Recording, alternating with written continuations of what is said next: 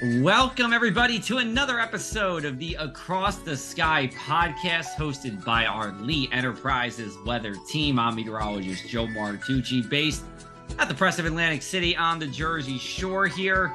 It is hurricane season. It's been hurricane season since the beginning of June, but now we're really starting to ramp it up. The peak of hurricane season right around September the 10th.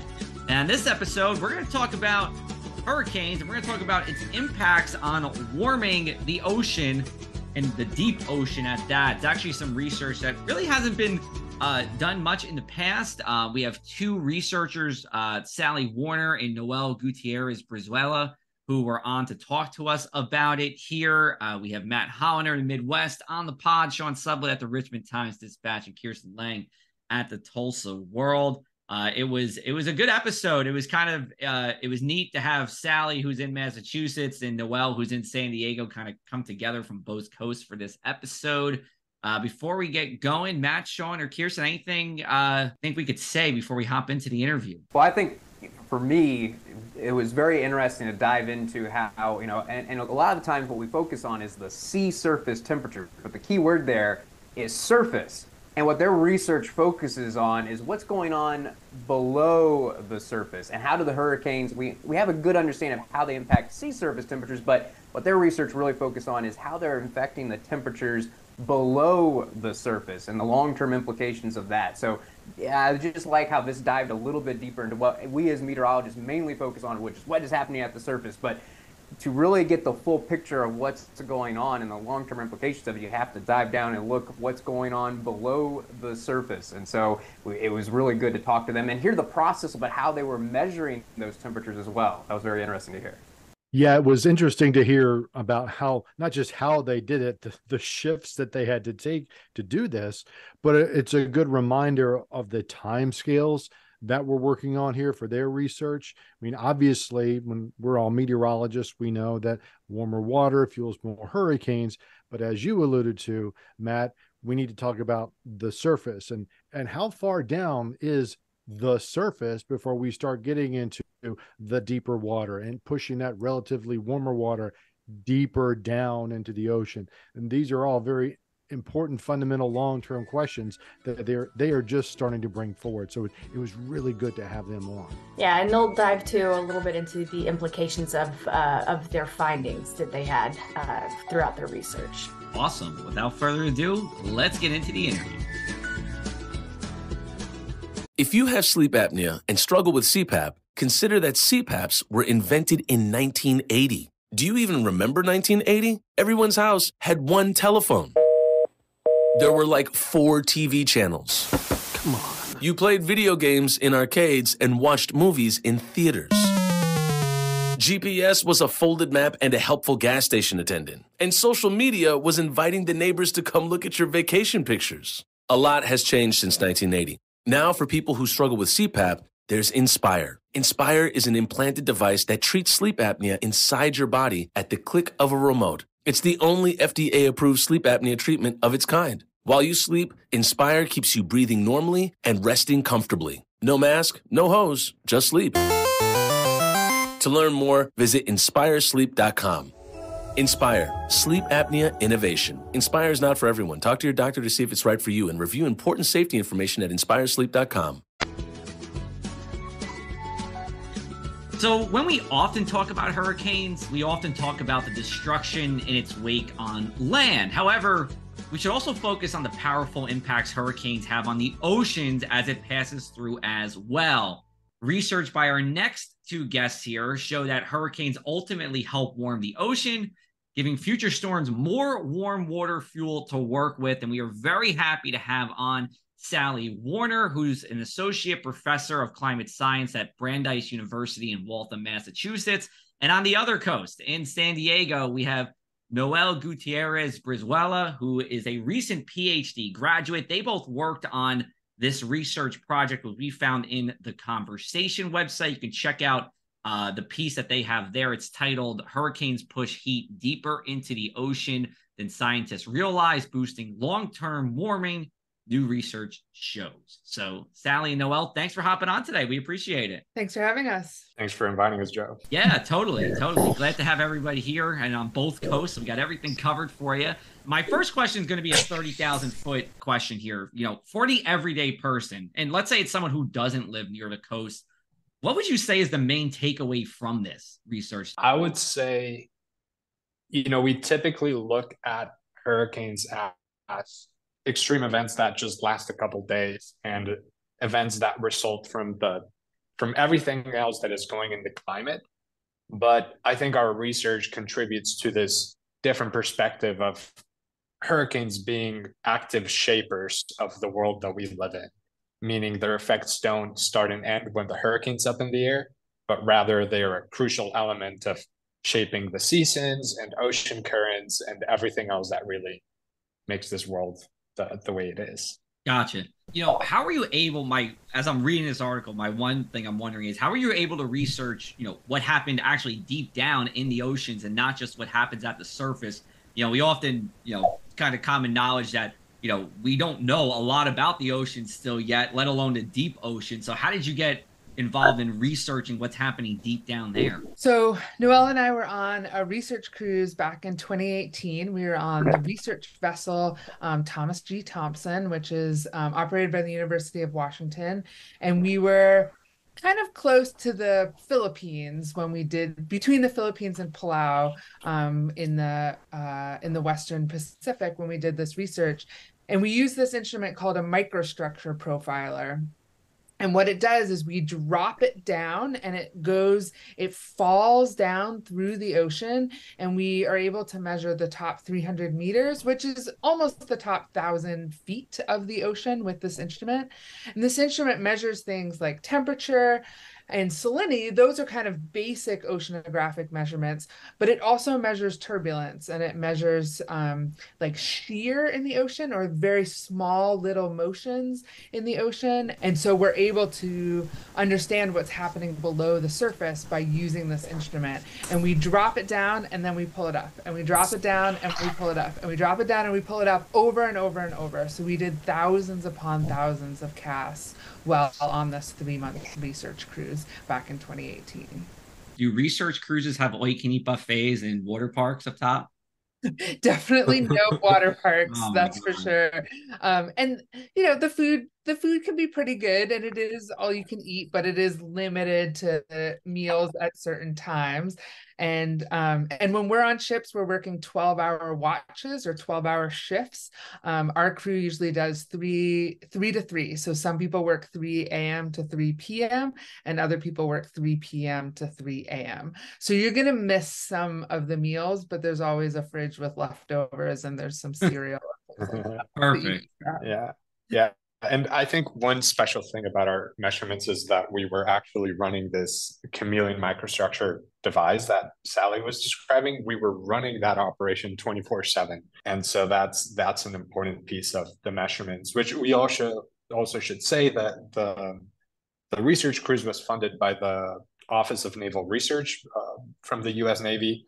And this was a huge project designed to better understand intraseasonal weather in the Western Pacific, things like the summertime MJO, the Mount-Julian Oscillation. And there was a lot of different labs involved. This particular part of the project that we were involved in was led by the Oregon State Ocean Mixing Group and the UC San Diego Multiscale Ocean Dynamics. And to dive into the details a little bit more, when I first read the article, it kind of stood out as a surprise to me because as meteorologists, one thing that we often talk about is how these storms actually cool the oceans. And so if you have a storm coming in right behind one storm, usually that storm weakens because the sea surface temperatures actually go down, and usually that takes out some of the intensity of the storm right behind a leading storm. So it was interesting to me that actually we're talking about a warming scenario. So can you clarify what the difference is between the immediate cooling behind these and the long-term heating? Kind of dive into the details there? So yeah, that's counterintuitive. You're right, Matt. And yeah, most of us know that, at least meteorologists are told, like, the ocean has a layer of warm water lying on top of cold water. And when a hurricane comes by, it mixes both of those layers of water, so the surface ends up being colder than usual. And that's true.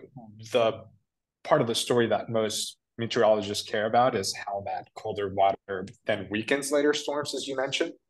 What few people realize, and Kerry Emanuel made a really good point about this back in 2001, and our research sort of continues the hypothesis that he laid out, is when you mix those two masses of water, one cold, one hot, for every volume of cold water or anomalously cold water, you're going to have anomalously hot water, right?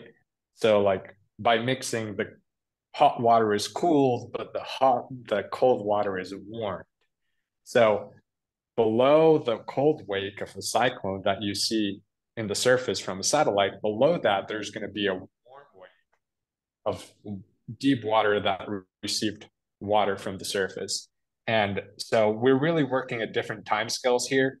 And rather than caring about what the air-sea interactions are going to be in the next, say, 3 to 10 days, we're thinking, okay, what's going to happen to this extra heat in a timescale of months to years? That kind of leads into my next question that I had for you guys, and it's kind of a broad question, but what have you found are really kind of the implications of your studies here? So the big implication is that by mixing this water, like the hurricane comes, it mixes the water, it pushes heat into the thermocline, or like the, say, 100, 150 meters depth.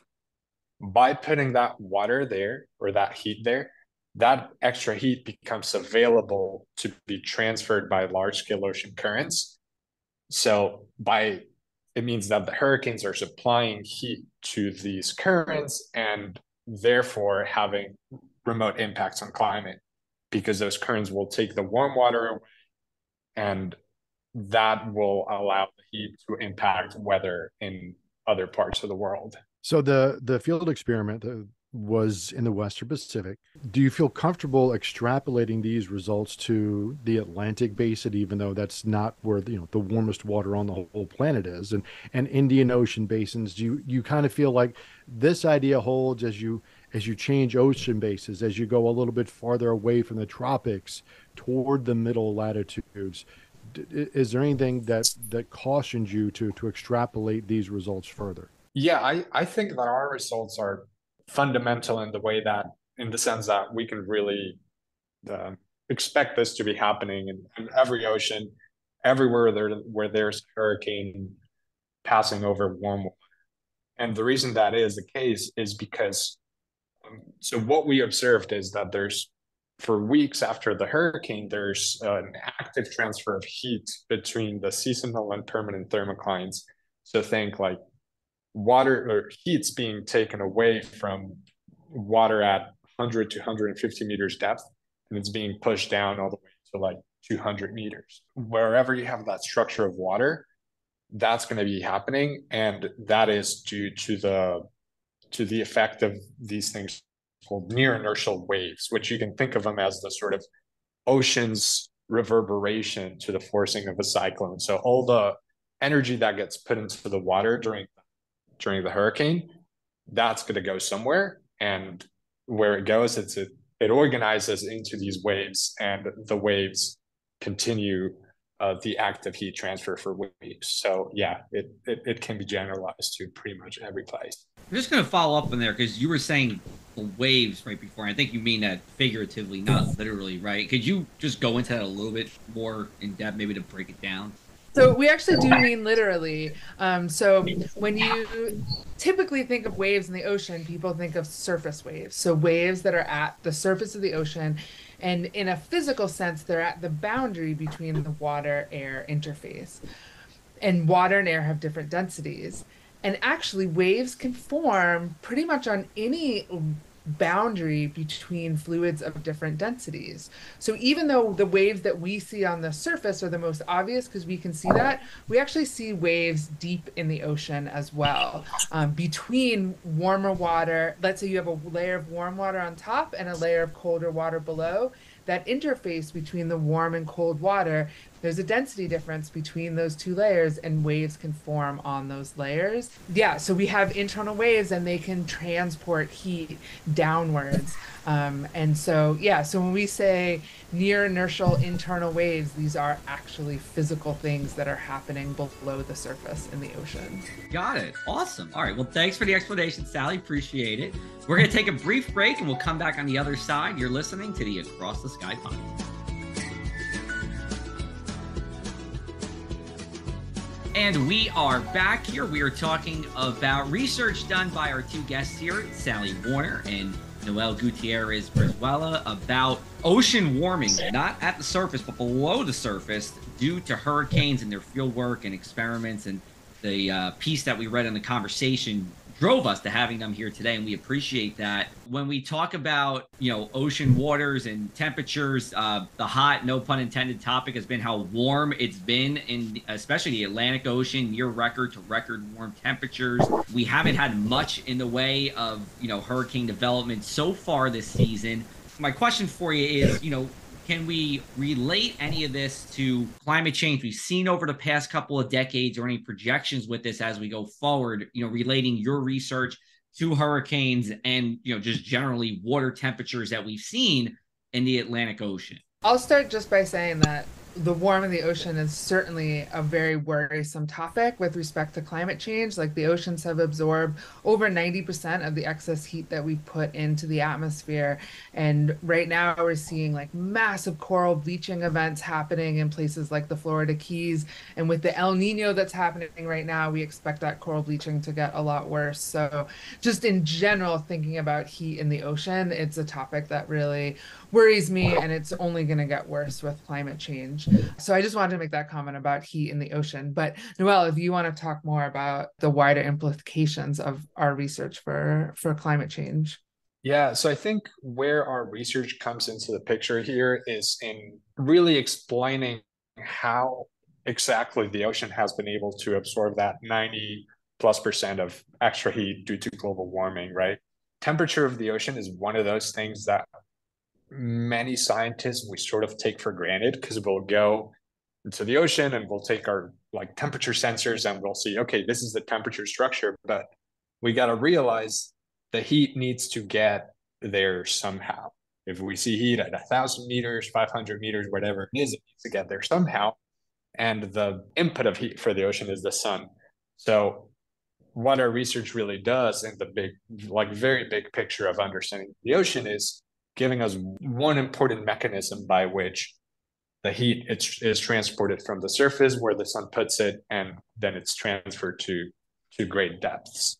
And I think it's great that y'all are really diving into how the temperatures are transferred from the surface to those depths and how they influence hurricanes as well. And that's kind of what I want to go at next, because oftentimes, and I think that's what a lot of the buzz has been this summer, is focusing on sea surface temperatures and how at the surface all these temperatures are very much above average, and how I think the public now has an understanding, and that's been well published, that when you have higher sea surface temperatures, it gives these storms more energy, allows them to become more intense. But how much research has been done with how those waters at depth affect the intensity of the storm? So how much is it really just about what's at the surface versus what's happening deeper down that affects the intensity of these storms? We know so much about the temperature of the surface of the ocean because we can measure that with satellites. But satellites only measure the surface. They don't measure what's below. And when we think about hurricane strength, you could imagine if there's a very thin layer of warm water on top of colder water below, then as the hurricanes come through and mix up that cold water, like you were talking about before, that cold water would serve as a dampening effect on the storm because there's less heat to energize the storm. Whereas if you have another scenario where you have a very thick warm layer on top of the cold layer below, then there's a lot more energy. And even as the storm mixes the water, there isn't as much cold that's able to come up. There's still a lot more heat energy to fuel that storm. So the depth of, it really does depend how deep the warm layer is, because that's the energy that's provided to the storms. And the way that we understand deeper temperatures, I think the Argo program, so there's these floats called Argo floats, they're the size of like maybe 3 fire extinguishers. Like if you were to put them end to end, that's about the size of these Argo floats. And there's over 3,000 of them in the oceans, and they measure temperature and salinity in the top 2,000 meters of the ocean. And the data is freely available. They cover pretty much the entire ocean, except the Arctic. And so they send their data to satellites. And so that's a way that we can understand what's happening below the surface where satellites can't see. Maybe since like the mid 2000s, agencies like NOAA and other weather services, they've been aware of this problem that really to understand hurricane development, you need to have a somewhat clear picture of what's under the surface. So Argo and other tools are being integrated into weather prediction models. However, there's still some really big questions, especially on the turbulence part of how the layers of water with different temperature mix, because that's really, really difficult to measure. And yeah, that's the fact that we were able to measure that consistently for so long was really what allowed us to get these new results. And I think that's one of the big frontiers in terms of improving our hurricane prediction models, like really getting that mixing part a little better, especially when there's variations in salinity involved, because that's where things are really tricky, and that's a hot topic among forecasters right now. Yeah, back to that point about the turbulence. I know that in meteorology, turbulence is also just as thorny of an issue. But I want to try to get a sense of scale vertically, through the depth of ocean, when we talk about the turbulent mixing of a tropical cyclone hurricane. Is there a sense as to how deep are we mixing from the literal surface to how deep are we typically mixing water to depth when a let's say a Cat 4, Cat 5 hurricane goes by? Obviously, stronger hurricanes are going to mix ocean more deeply, but so many times we hear the term sea surface temperature. One, how deep is that? How deep is the surface when we talk about sea surface temperatures of 5 meters, 10 meters, 50 meters? And then approximately, how deep, to a first approximation, do these storms mix water down in the short term, not so much in the multi-month term, but as these things kind of go by, to answer that the best that you can? Yeah, so that's a great question. When a hurricane is over the ocean, it's generally mixing water in the top 100 meters. So the warm layer that Sally was thinking about, that's where most of the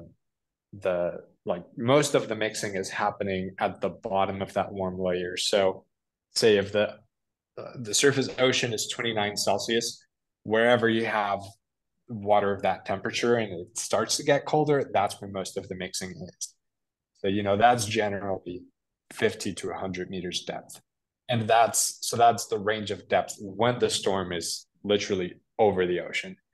And then what we discover with these measurements is in the following weeks, the energy put into the ocean by the storm starts to move deeper and deeper through these internal waves.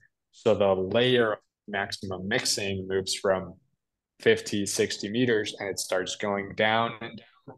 And we saw it going to 250 meters. We really, as far as our measurements went, there was mixing happening. So we sort of have a low bound on how deep this goes, and it might continue for much deeper. So my question is kind of, where do you guys plan to go from here? You got some really good information from your studies, from your research that you did. Obviously you're conveying that to the public, but what's your next step? What do you plan to do? Sort of the long-term question that I'm going after at this point, and that this research ties into really understanding the role of weather in the background climate, right? So we usually face this question of what is signal and what is noise. And historically, climate scientists have considered weather to be noise, but the way we were looking at it right now, at least from my perspective, is that weather is noise that feeds into the signal. And there's a lot of different ways in which that happens. We made this case study with tropical cyclones, and now I'm looking to expand that into broader weather patterns, also in the mid latitudes, and developing tools that will help forecasters and other climate modelers to put these processes into consideration in whatever studies they're doing, because turbulence and these near inertial waves, they have relatively small scales in the ocean. So these are scales smaller than most models are able to resolve correctly. So we need to come up with simplified ways to have these processes into account. So that's, I think, where the next goal is, like really seeing what other type of weather systems have this type of effect and finding simple ways to account for them in models and predictions. So this isn't anything you can stop. I mean, you can't stop a hurricane from forming. So you can't stop, this mixing from occurring, correct? Yeah, it just is. And you hit on a really interesting point, because we usually look at hurricanes as this poster child of climate change, right? Like even Al Gore in An Inconvenient Truth, he dedicates like a good section of his speech to talk about hurricanes and their destruction. And while it is true that hurricanes are, devastating in many cases, they, at the end of the day, are an intrinsic part of our climate. And the mixing that they drive and the deep warming that they cause is also just a fundamental part of how climate works. So it's always been here.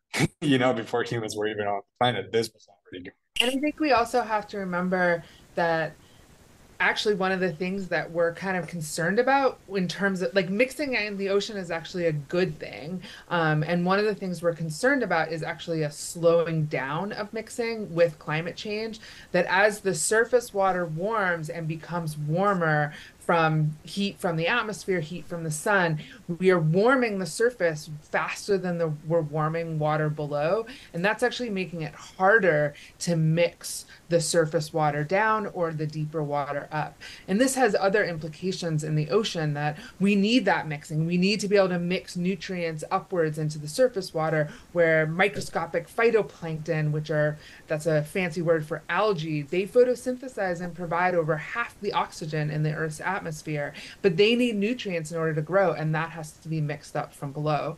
There's places where we need to mix the oxygenated surface waters down deep. So mixing is a really important process in the ocean, and with climate change mixing, there has been evidence to show that mixing is slowing down in some places. And so there isn't anything we can do about it besides stopping climate change. And that needs to happen for many, many other reasons in addition to just the ocean. So I think it's safe to say that we need hurricanes for this mixing to occur and to try and even out the temperatures. We just don't want these hurricanes to make landfall and hit people. But hurricanes really are a necessary part of the climate. So we need them. If only we could control where they go exactly so they don't hurt anyone. Yes, I think that is very true. It would be great if we could stop them from hitting coastlines. Yeah, if we could just get them to disintegrate and just give us, a bit of rainfall, just in Moseley where no one lives, that would be amazing. But I think we're stuck with their destructive effects for some time at least. I just want to end with this because I kind of touched upon it, but we talked about hurricanes, right? Most of the conversation, but I'm wondering about nor'easters. Could we see something similar with that?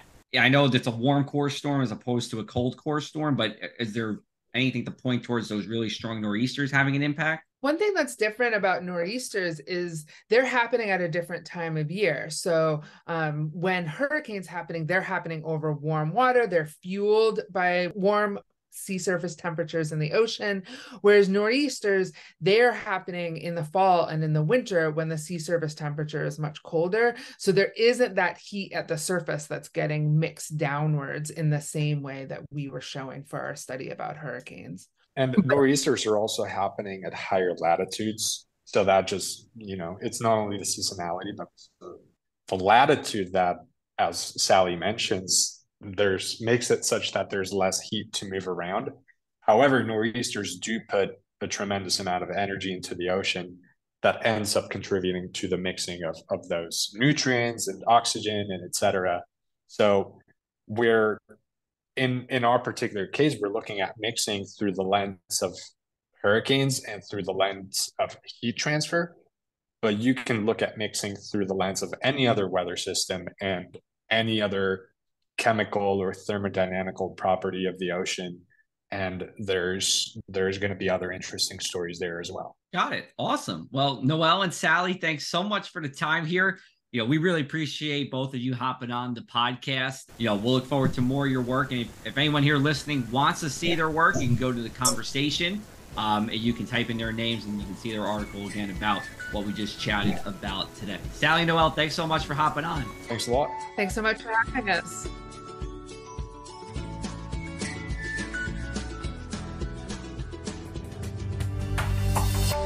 Looking beyond the atmosphere, here's Tony Rice with your Astronomy Outlook.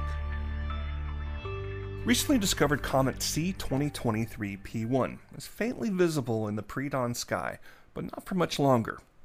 It's been brightening in recent weeks and may be visible under dark skies early this week. Look low on the western horizon before dawn for what looks like a white smudge. What you're looking at is gases and dust being ejected from the comet as it draws closer to the sun. And it's not that bright, around magnitude 4.5, and that's dimmer than most suburban observers will be able to see, but it might be within reach of more rural locations. Comets get brighter as they draw closer to the sun. They're also more difficult to see in the light of dawn or dusk. The trick is finding that sweet spot, and we're likely at the end of that sweet spot. Elsewhere in the sky, the FAA has completed its investigation into the April 20th failed launch attempt of Starship aboard its Super Heavy booster from SpaceX's test site in Boca Chica, Texas. The booster lost several engines during ascent and began tumbling. It was ultimately destroyed remotely about 4 minutes after liftoff. The FAA's report will not be released publicly because of export restrictions and the SpaceX proprietary information that it contains. But the agency did say in a September 8th statement that multiple root causes led to the mishap. That statement also pointed to several corrective actions that must be completed before the next launch attempt.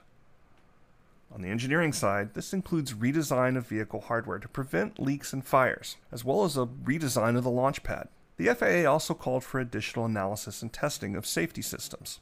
On the management side, the FAA called for additional reviews of the design process. That's your Astronomy Outlook. Follow me at RTP Hokie for more spacey stuff like this. Big thanks again to Sally and Noel for hopping on and chatting with us here today. What were you guys' takeaways from this episode and what they had to say about warming the deeper oceans from hurricanes? For lack of a better term, it just kind of sounds like a continuous cyclone, right? I mean, you've got these hurricanes that come through, they warm the ocean waters down below, and it's something that really can't be stopped. And I think that's what that's something they touched on, and that's something to remember too, is that they've always been here. Hurricanes have always been a part of our history, and that they're important for our ecosystems as well. To, as she mentioned, to bring oxygen to parts of the ocean that need them, and bring some of that cooler water up to the surface. It kind of reminds me of wildfires. Yeah, you're right with wildfires. This has always been a part of the Earth system. Hurricanes have always been part of the Earth system, right? Long before we were actually here. So on some level, they're big heat engines that do move heat away from the tropics to the higher latitudes, the mid latitudes. So they're not going away, nor should they go away. But we would prefer they stay off of the coastlines whenever possible. Yeah, it really was the end of the conversation stood out to me about how essential these things are and the importance that they serve. They are a huge part of transporting the heat from the equators to higher latitudes. So we need these storms. And yeah, so much of the focus is that these things are all bad. And when the storm stays out in the ocean, it's not a bad thing, and it's easy for boats to go around these storms, especially now that we have satellite technology. It's pretty easy for ships to avoid these storms, unlike in the past. It's just when they make landfall, and the majority of storms do, fortunately, stay out of water, but it's the ones that hit land that are the problem. So I look forward to the day when we have the power to control the weather many years in the future, and we can steer these things away from land and out in the open water. And then I don't know, I guess we might be unemployed as meteorologists. We wouldn't have to forecast. I guess we would all be involved in some way in controlling the weather and trying to make everything even across the planet. I don't think I'll have to worry about that in my lifetime, but maybe one day. We could just keep podcasting that. Just keep talking about that. More time to podcast. We can make it a daily show at that. All right, we are going to wrap it up for this episode. Thanks again to Sally, Noel for hopping on. I hope all of you enjoyed it. And if you have a question, comment, maybe even a wisecrack for us, you can send us a message via email. Send us an email to podcast@lead.net. We have gotten a couple of emails in recent weeks. We have answered them in the past, and we'll be more than happy to answer them in the future as well. That's podcast@lead.net. For Matt Holliner, Sean Sublett, and Kirsten Lang, I'm meteorologist Joe Martucci. We'll see you next Monday on the Across the Sky podcast.